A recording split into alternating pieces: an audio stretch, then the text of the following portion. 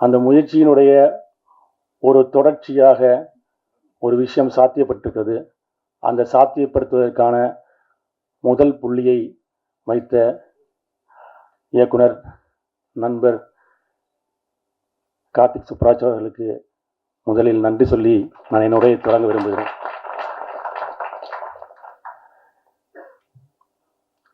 எல்லாருக்குமே உலகம் முழுவதும் இருக்க தமிழர்களுக்கு எங்கள் வீட்டில் அவிக்கிற அந்த புட்டை வந்து ஒரு பெரிய திரையில் எனக்கு அதுதான் இருந்தது. அதனால தான் அந்த புட்டு குத்துறதுல அந்த முதல் நாங்கள் எல்லாருமே அந்த ஈழத்தமிழர்கள் பேசிட்டு இருக்கும்போது சொல்லுவோம், இந்த வீட்டில் இருக்கிற அந்த புட்டு வந்து ஒரு நாள் ஒரு பெரிய திரையில் என்றைக்காவது வருமா என்ற அந்த ஏக்கம் வந்து இன்றைக்கு சாத்தியப்பட்டிருக்கிறது.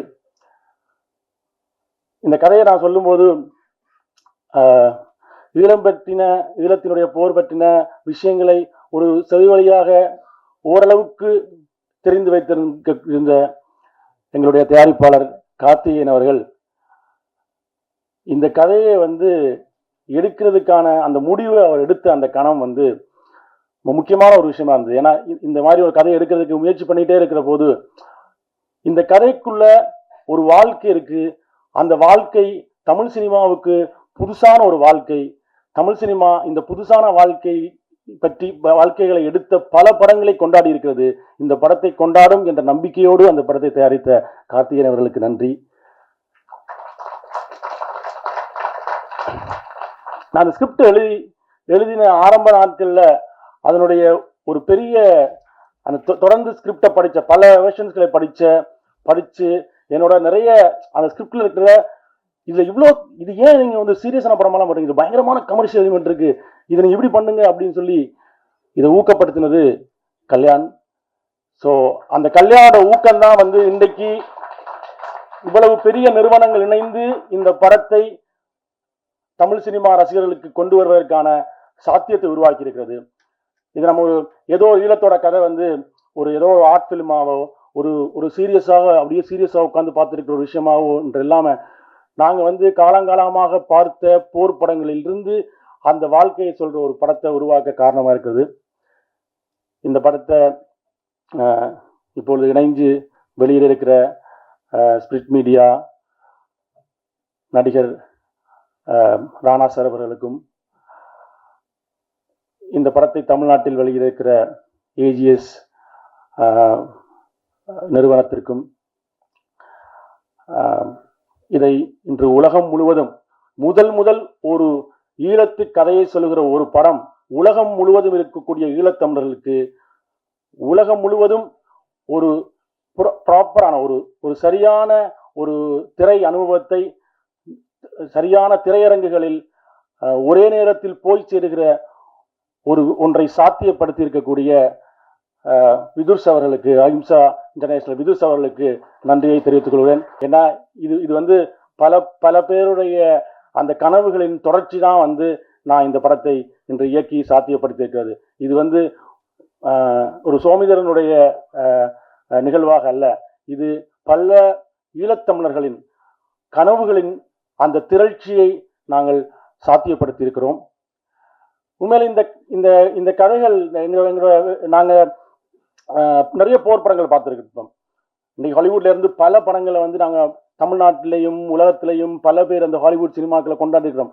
அந்த போர்ல எல்லாம் வந்து ரெண்டு தரப்பும் துப்பாக்கியால சண்டை பிடிக்கிற விஷயங்களை பார்த்துட்டே இருப்போம். இன்றைக்கு இந்த உலகம் போருக்குள் இருக்கிறது. தினம் நாங்கள் போரோட செய்திகளை பார்த்து கொண்டிருக்கிறோம்.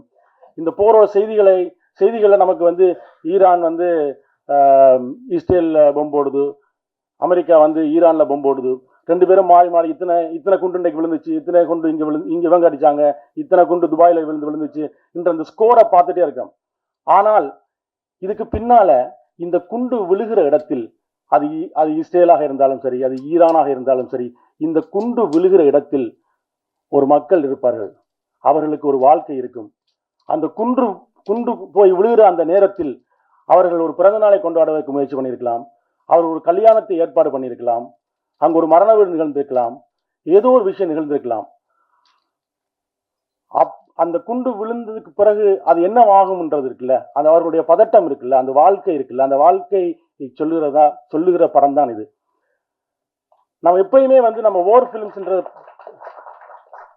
எப்பயுமே போர் படங்களை நாங்க பார்க்கும்போது போர் புரியுற ரெண்டு தரப்பை பத்தி தான் படங்கள் வந்துட்டே இருக்கும். இந்த பக்கம் ஒரு 1000 கன், அந்த பக்கம் ஒரு 1000 கன், இந்த பக்கம் ஒரு பலகுழல் துப்பாக்கியை வச்சுட்டு ரெண்டு பேரும் துப்பாக்கிகளை சுடுகிற காட்சிகளை தான் பார்த்திருக்கோம். இந்த துப்பாக்கிகள் சுடுகளுக்கு நடுவுல ஒரு மக்கள் இருக்கிறார்கள், ஒரு வாழ்க்கை இருக்கிறது. போர்ன்றது வந்து நம்ம போரை எப்பயுமே பார்க்கும்போது ஏதோ துப்பாக்கிகள் சுட்டுட்டே இருக்கிற விஷயம் நினைக்கிறோம். அப்படி இல்லை. போரோட வாழ்க்கை தான் என்னுடைய வாழ்க்கை. நான் பிறந்ததிலிருந்து என்னுடைய இளமை கால வாழ்க்கையும் போருக்குள்ளதான் இருந்தது. அந்த போருக்குள்ளதான் நாங்க படித்தோம். அந்த போருக்குள்ளதான் எங்களுடைய சிறு வயது விளையாட்டுகள் இருந்தது. அந்த போர் தான் எங்களோட விளையாட்டாகவும் இருந்தது. இந்த பாட்டுல பார்த்தது போல நாங்களே எங்களுக்கான துப்பாக்கிகளை இது பண்ணி போரே விளையாட்டாக இருந்தது. அந்த போருக்குள்ளதான் காதல் இருந்தது. அந்த போருக்குள்ளதான் திருமணம் இருந்தது. அந்த போர் வாழ்க்கையை தான் நாங்கள் வாழ்ந்தோம். நாங்கள் போர் என்று வெளியில இருந்து பார்க்கக்கூடிய ஆட்கள்லாம் ஏதோ போர்ல இருக்கிறவங்கலாம் அந்த அப்படியே ஸ்டிஃபா ஏதோ அப்படி இருக்கிறதுன்றது இல்லை. அவ்வளவு அப்படி இருந்தால் போர்ல இருக்கிறவங்க எல்லாரும் ஸ்ட்ரெஸ்லேயே செத்து போயிடுவாங்க, குண்டு எல்லாம் போட்டு சாவடிக்க தேவையில்ல. அப்ப அந்த போரை நாங்கள் போர் வாழ்க்கையின் ஒரு பகுதியாக மாறிவிட்டது. ஒரு பகுதியாக மாறி அந்த போருக்குள்ள எப்படி ஒரு வாழ்க்கை இருந்தது, அந்த வாழ்க்கையினுடைய நிகழ்வுகள் எப்படி இருந்தது, அதுதான் இந்த இந்த இந்த இந்த படத்தில் நாங்கள் சொல்ல வருகிற விஷயமா இருக்கு. எங்களுடைய ஒரு பதட்டம் இருக்குல்ல, நம்ம வந்து ஒரு ஒரு விஷயம் நடந்துடணும்ன்ற அந்த பதட்டம் தான் சினிமா. உலகத்துல வந்து இன்றைக்கு அப்படியான பல படங்கள் நாங்கள் பார்த்துருக்கோம்.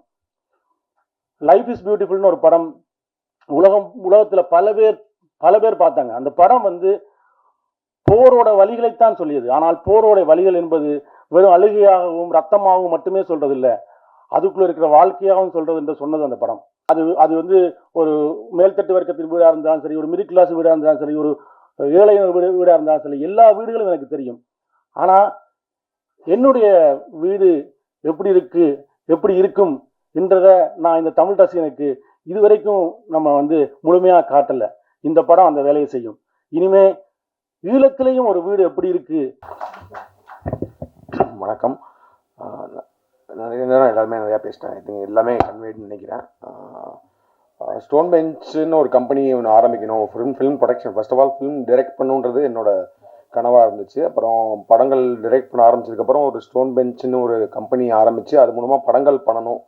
ஸோ எப்படிப்பட்ட படங்கள் பண்ணுன்றது என்னோட ஒரு பர்சனலாக இந்த மாதிரி படங்கள்லாம் பண்ணுன்ற மாதிரி ஆரம்பித்த கம்பெனி தான். அதில் எனக்கு மை ட்ரீம், அதாவது வந்து நான் யூஸ்வலாக வந்து ஸ்டோன் பெஞ்சில் எல்லா படத்துக்குமே வந்து கார்த்திக் சுப்ராஜ் ப்ரெசன்ஸ் தான் போடுவோம். அண்ட் ப்ரொடியூசர் வந்து கார்த்திகேயன் அப்படி இருக்கும். நானாக கேட்டு ப்ரொடியூசர் பேர்லேயும் என் பேரை போடுங்கன்னு சொன்ன ஆசைப்பட்ட ஒரு படம் இது. This is my dream to be like the producer.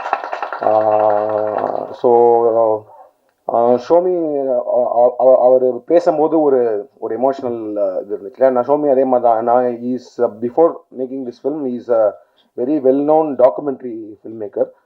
வார் டைமில் அந்த வார் டாக்குமெண்ட் பண்ணுறதுக்கு அவரோட முயற்சிகள் ரொம்ப அவர் ப்ரெஸ்ஸில் தான் இருந்திருக்காரு.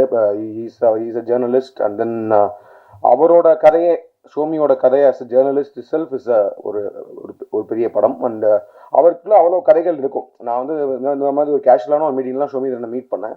எனக்கு ஈழம் சார்ந்ததுக்கும் ஒரு ஒரு ஒரு ஒரு ஒரு எமோஷனல் அட்டாச்மெண்ட் இருக்குது.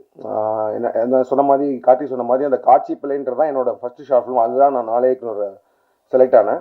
அதுவே வந்து அதை பற்றினத ஒரு ஷார்ட் ஃபிலிம் தான். அதாவது பேசிக்காக ஏன்னா அப்போ எனக்கு அங்கே இருந்தப்போ நம்ம ஒரு ஷார்ட் ஃபிலிம் எடுக்கலாம்னு சொல்கிறப்பே வந்து எனக்கு அந்த ஒரு ஃப்ளைட்டு, இப்போ நார்மலாக வந்து நம்ம சின்ன வயசுலலாம் நம்மளுக்கு ஒரு ஏரோப்ளைன் போகுது அப்படின்னா அதை பார்க்கும்போது நம்மளுக்கு ரொம்ப எக்ஸைட்மெண்ட்டாக இருக்கும். ஸோ ஒரு மதுரையில் ஒரு பசங்களுக்கு, ரிக்ஷாவில் போயிட்டு இருக்க பசங்களுக்கு ஒரு ஏரோப்ளைன் எந்த மாதிரி ஒரு சந்தோஷத்தை கொடுக்குது. அதே நேரத்தில் ஒரு சோறு ஊட்டி விடுற ஒரு குழந்தை, ஒரு அம்மா வந்து குழந்தைக்கு சோறு ஊட்டிட்டு இருக்காங்க மொட்டை மாடியில். அவங்க வந்து அந்த ஏரோப்ளைனை காமிச்சு விளையாட்டு காமிச்சு சோறு ஊட்டி விடுவாங்க. ஸோ இந்த மாதிரி வந்து ஒவ்வொருத்தருக்கும் அது வந்து ஓகே ஒரு ஒரு ஒரு ஒரு மொமெண்ட் ஆஃப் ஒரு சின்ன ஒரு ஜாய், ஒரு சந்தோஷம், ஒரு எக்ஸைட்மெண்ட் கொடுக்குற ஒரு மொமெண்ட்டாக இருக்கும். ஸோ அதே ஒரு ஏரோப்ளைன் சத்தம் வந்து அங்கே ஈழம்ல இருக்கிற ஒரு பசங்களுக்கு என்ன மாதிரி ஒரு மனநிலையும் என்ன மாதிரி பயத்தை கொடுக்கும் அப்படின்றதான் அந்த ஷார்ட் ஃபிலிம் காட்சி பிள்ளை யூடியூப்ல கூட இருக்கு. ஸோ அதுதான் என்னோட ஃபர்ஸ்ட் நாளைய செலக்ட் ஆனது, என்ன என்ட்ரி வந்து அதுதான். ஸோ அப்போலேருந்தே வந்து அந்த கதைகள், அதாவது பேசிக்கலி பியானிஸ்ட்னு ஒரு படம் இருக்கு. ஏன்னா நம்ம போர் இப்போ பார்த்தீங்கன்னா நிறைய கிளாசிக் ஃபிலிம்ஸ், வார் ஃபிலிம்ஸ், வார்னா அவர் சொன்ன மாதிரி சண்டை ஆக்ஷன் ஃபிலிம்ஸ் கிடையாது. இப்போ 1917 இந்த மாதிரி நிறைய படங்கள் வந்து வார்க்குள்ள ஆக்ஷனை காட்டுற மாதிரி நிறைய படங்கள் இருக்கு. அதே நேரத்தில் நம்ம கிளாசிக்கா நம்ம சொல்ல போற படங்கள் லைஃப் இஸ் பியூட்டிஃபுல் சொன்னாரு, அந்த மாதிரி பியானிஸ்ட்னு ஒரு படம் இருக்கு. அதுல வந்து ஏன்னா நம்மளுக்கு வந்து இந்த இது தெரியாது, நம்ம வந்து வேர்ல்டு வார் 2ல அங்கே நடந்த அந்த ஹோலோகாஸ்ட் இந்த இதெல்லாம் நம்மளுக்கு பெருசா நம்ம அந்த டைம்ல பார்த்தது கிடையாது. ப்ளஸ் அந்த லைஃப் நம்மளுக்கு தெரியாது. அந்த பியானிஸ்ட்ன்றது ஒரு பியானோ பிளேயரை பத்தின ஒரு படம்.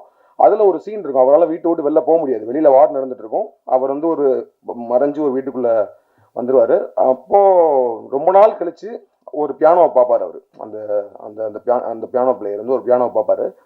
ஸோ அவர் வந்து ஒரு ஆர்டிஸ்ட், இஸ் அன் ஆர்டிஸ்ட், ஒரு மியூசிஷியன் அப்படின்றப்போ அவனுக்கு பியானோவை பார்க்கும்போது என்ன மாதிரி உணர்ச்சிகள் வரும்.